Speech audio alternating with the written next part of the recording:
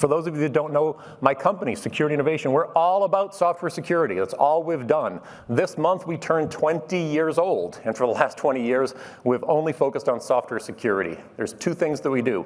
One, we test software in any type of environment. We've tested software in satellites, cement truck mixers, Harley-Davidsons, breathalyzers, and literally thousands of web, mobile, and cloud applications. We are excellent at what we do. If you want to learn more, come visit us down in the expo hall. The second thing we do is provide training. We've put over 3 million users through our training platform, and our training platform is technical training for technical teams. But enough about me and my company. I'm here to talk about why software still stinks. And the reason, basically, is people. It's humans. Why? Because humans build software, and they build it insecurely. That's the first perpetrator. The second perpetrator are malicious humans who try to attack and exploit the software that is built. And I'm going to talk about something that is getting a lot of a lot of buzz these days, zero trust. How many folks have heard about zero trust? Okay, how many folks are actively implementing some zero trust policy, some zero trust something? Okay, great. So zero trust for me is not new in the least. Zero trust has been around forever, especially in the software industry. And I'm going to walk you through some software abuse cases. I'm going to show you some attacks on some intentionally vulnerable web and cloud-based applications.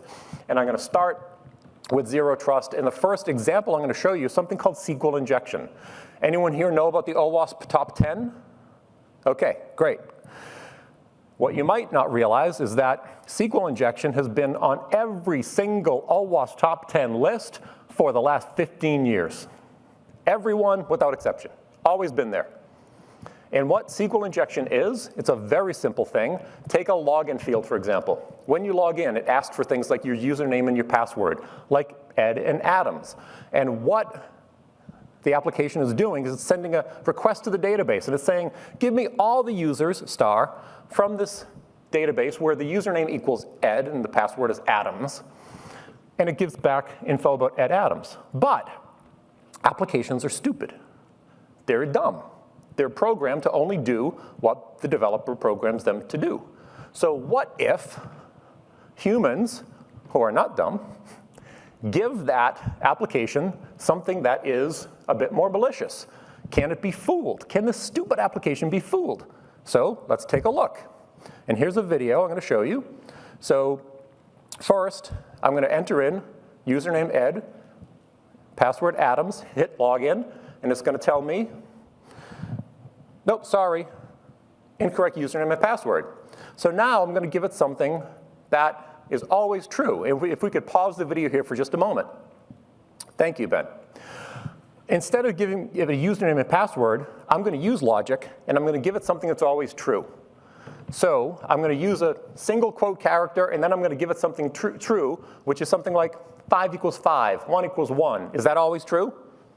Always true, right? So I'm going to put in here single quote, or single quote means text before it, or something true, 1 equals 1, and then a pound sign, which is an escape character, and then anything for the password. So please play the video again, Ben. Thank you. So you can see it in the login field.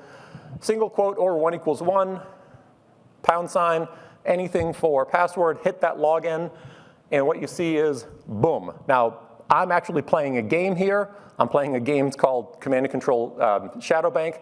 I scored 200 points because I was able to bypass SQL Injection. And I got into this account. That is a violation of zero trust. Why? Because you're trusting the user input. I used something like a single quote, which you can't have on an exclude list because many Irish people would be very upset. You can't have a single quote on an exclude list. But I used logic, and I fed the application something that it not necessarily wasn't expecting, but had to process. 1 equals 1 is always true.